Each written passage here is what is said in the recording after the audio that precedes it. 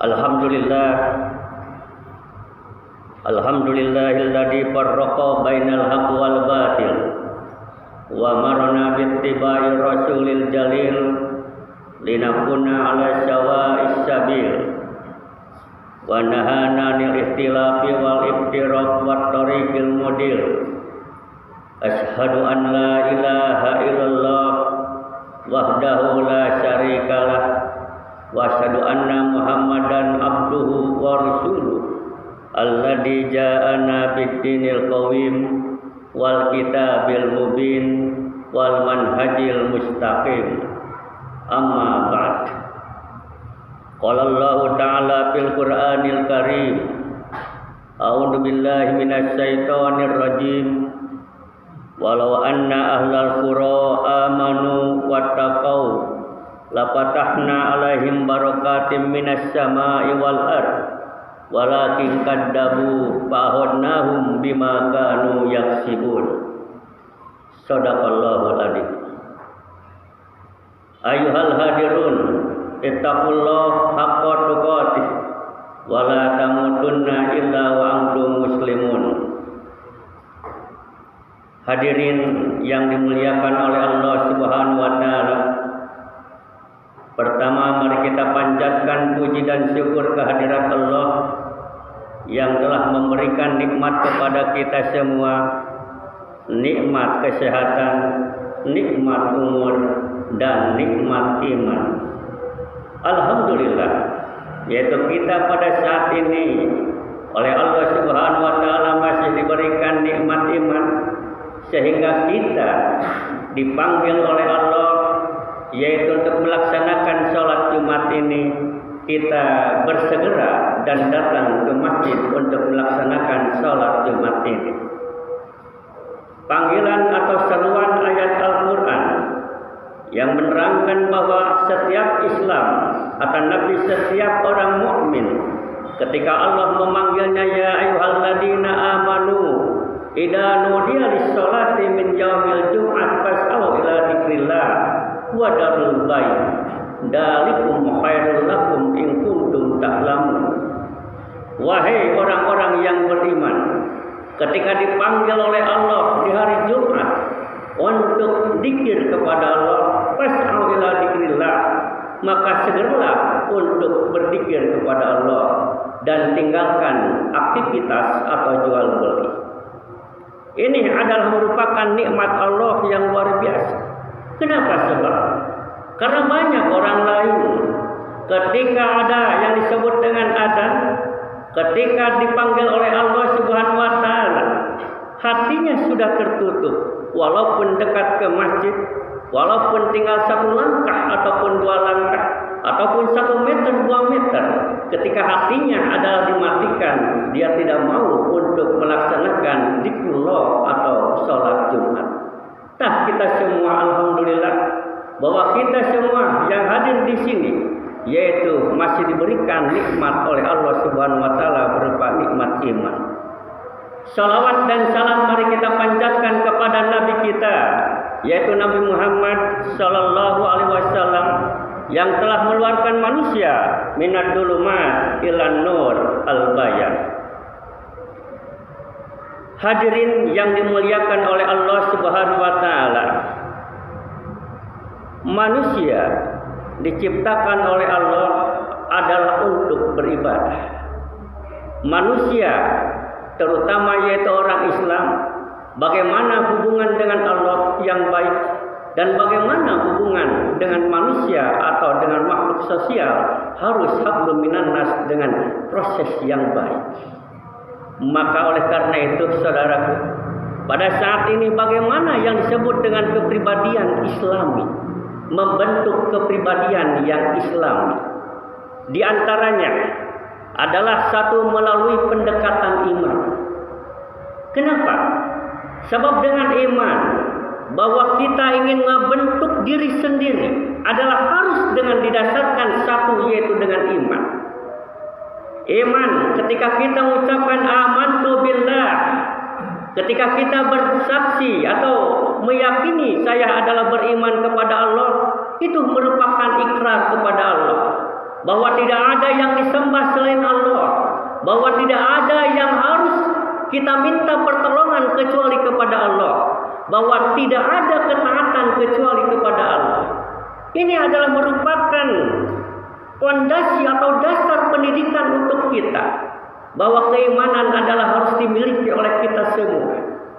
Bahkan saudaraku, ketika yang disebut dengan keimanan atau yang disebut dengan iman adalah harus ditanamkan kepada anak keturunan kita sejak dini. Kenapa? Sebab karena andai kata mereka sudah dewasa, ada mungkin yang disebut dengan jenderal-jenderal yang beriman. Andai kata mereka adalah menjadi dokter-dokter yang beriman. Andai kata mereka yaitu anak kita menjadi pedagang-pedagang yang beriman, atau pengusaha-pengusaha yang beriman. Kenapa? Karena didasari bahwa waktu kecilnya, waktu pendidikan dirinya sudah mengenal yang disebut dengan akidah, yang disebut dengan keimanan. Lihat saudaraku, ketika nabi-nabi yang terdahulu atau orang-orang yang terdahulu, orang-orang yang soleh mendidik anaknya adalah yaitu dengan keimanan atau dengan akidah. Nabi Yakub kepada anaknya, "Ma ta'buduna min ba'di." Wahai anakku, apa yang kamu sembah setelah bapamu meninggal ini? Luqman saudaraku, Luqman adalah bukan nabi dan bukan rasul, tapi mendidik anaknya adalah merupakan tauhid. La tusyrik billah ya bunayya. Wahai anakku, jangan syirik kepada Allah. Inna syirka la dzulmun adzim. Nah, ini didikan sejak dini, didikan waktu kecil, bahwa keimanan dan akidahlah yang harus dimiliki. Mereka mau jadi apa nanti setelah besar? Ketika sudah besar, mereka mempunyai didikan yaitu iman yang luar biasa. Bahkan kata Ali, "Ana muslimun qabla kullun say." Saya adalah muslim sebelum saya menjadi dokter. Saya muslim adalah sebelum saya menjadi jenderal. Saya muslim sebelum saya menjadi pengusaha. Saya muslim sebelum saya menjadi konglomerat dan sebagainya. Ditanamkan didikan yaitu amantu billah atau keyakinan dan keimanan kepada Allah Subhanahu wa taala. Hadirin rahimakumullah. Andai kata pejabat-pejabat kita, andai kata orang-orang adalah perwakilan dari rakyat kita, mempunyai keimanan yang luar biasa, maka insya Allah di negara kita di Indonesia ini jauh kemungkinan bahwa mereka akan melakukan yaitu tindakan-tindakan yang kurang baik, tindakan-tindakan korupsi dan sebagainya. Kenapa? Karena mereka takut kepada Allah, karena mereka mempunyai keimanan yang luar biasa kepada Allah. Dokter, bagaimana dengan akhlakmu, saudara? Andai kata dokternya tidak mempunyai iman, mungkin akhlaknya adalah sangat bejat. Ya, pejabat-pejabat yang lain, andai kata tidak mempunyai keimanan, maka banyak korupsi dan sebagainya. Hadirin rahimakumullah. Teringat sebuah kejadian bahwa ada seorang anak, saudara, yaitu anak kecil 7 tahun. Ketika dia sedang membaca ayat Al-Quran surat At-Tahrim ayat 6 yang berbunyi waqudun nas ku angkusakum alikum naro waqudun nas hijarah an-nas wal hijarah. Dia membaca ayat ya ayyuhal ladina amanu ku angkusakum, wahai orang-orang yang beriman, jagalah diri kalian dan keluarga kalian dari api neraka. Tak, anak kecil ketika sampai surat At-Tahrim ayat 6 itu menangis. Maka ada seorang kakek yang lewat. Nah, kenapa kamu menangis membaca ayat itu? Dia menjawab anak itu, wahai kakek, bagaimana aku tidak menangis? Karena aku takut yang disebut dengan anar, yaitu api neraka. Si kakek itu langsung bilang, wahai anak kecil, kamu masih berumur 7 tahun. Kamu masih panjang lalakon kamu. Kamu masih bocah. Kenapa kamu bisa menangis? Wahai kakek, betul saya adalah masih kecil. Betul saya adalah masih bocah. Tapi bagaimana yang disebut dengan kayu bakar, pembakaran atau api? Api bisa nyala itu dinyalakan bukan dengan kayu bakar yang besar, tapi oleh ranting-ranting kecil. Itu bisa dilihat dan dirasakan oleh kita, saudara. Ketika kita menyalakan api unggun dan sebagainya, itu jelas adalah bukan ranting besar, bukan kayu besar, tapi adalah ranting-ranting kecil. Dan anak kecil sampai menangis. Menangis yang luar biasa. Kenapa? Karena takut oleh api neraka. Hadirin rahimakumullah. Kalau kita membaca ya ayyuhalladzina amanu qu anfusakum wa ahlikum nar, terus di hati kita tidak tersentuh bahkan tidak menangis, mungkin jelas adalah keimanan kita masih lemah dibandingkan dengan anak kecil itu. Hadirin rahimakumullah. Inilah yang disebut dengan membentuk kepribadian Islam melalui pendekatan iman. Tanamkan iman, tanamkan keyakinan, tanamkan akidah kepada anak keturunan kita. Kita mungkin saudara dalam perjalanan insya Allah yang mau ke Bandung, yang mau ke Ciamis dan sebagainya. Ketika kita mendengar kalimat adzan, ketika kita mengetahui waktu sholat, maka insya Allah kita akan berhenti dan melaksanakan sholat. Apalagi dengan sholat Jumat ini. Tapi bagaimana 20 tahun, 30 tahun kepada anak keturunan kita? Kalau kita tidak menanamkan dan kita tidak mewariskan kepada anak keturunan kita dengan keimanan dan keyakinan kepada Allah. Allahu Akbar. Hadirin rahimakumullah. Yang kedua, membentuk kepribadian Islam adalah dengan aspek akhlak, dengan jujur contohnya. Hadis Rasulullah Shallallahu Alaihi Wasallam bersabda, "Alaikum bisidqi, fa inna sidqa yahdi ilal birri, wa innal birra yahdi ilal jannah." Alaikum bisidqi, bagi kalian adalah sifat jujur. Fa inna sidqa yahdi ilal birri, sesungguhnya yang disebut dengan jujur adalah menunjukkan kepada kebenaran.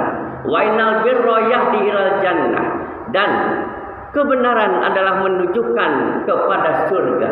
Wa ma yajalur rajul, dan terus menerus seseorang wa yataharra sidqa, dan memilih adalah kejujuran, insyaallah hatta yuktaba indallahi siddiqan, sehingga dicatat oleh Allah sebagai orang yang jujur. Wa iyyakum wal kadiba, dan jauhilah oleh kamu yang disebut dengan dusta. Fa innal kadiba yahdi ilal fujur, jauhilah oleh kamu yang disebut dengan dusta, sesungguhnya dusta adalah menunjukkan kepada kejahatan. Wa innal fujura yahdi ilan nar, dan kejahatan menunjukkan yaitu neraka. Wa ma yajalur rajulu, dan terus menerus seseorang wa yataharra bil kadiba, dan memilih sifat dusta hatta yuktaba indallah kadzdzaba, rawahul muttafaqun alaih, sehingga dicatat oleh Allah sebagai pendusta. Hadirin rahimakumullah. Ini adalah membentuk kepribadian Islam, adalah salah satu. Yang kedua dengan sifat jujur. Dengan jujur saudara, insya Allah negara bakal aman. Dengan amanah insya Allah negara bakal tentram. Kenapa? Karena dihinggapi, diduduki oleh manusia-manusia yang jujur. Barakallahu li wa lakum.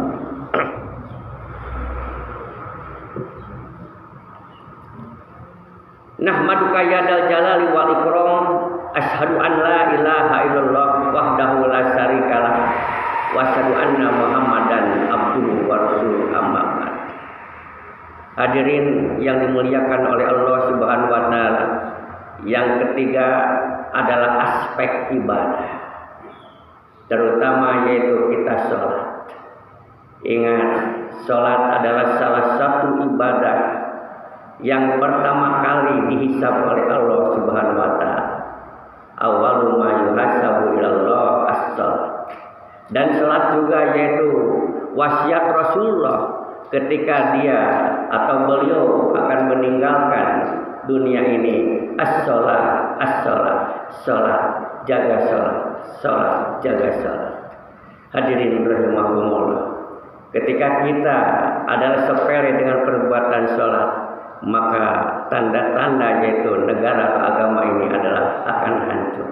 Tapi ketika kita adalah menjaga yaitu perbuatan sholat, insya Allah adalah agama pun adalah akan kuat.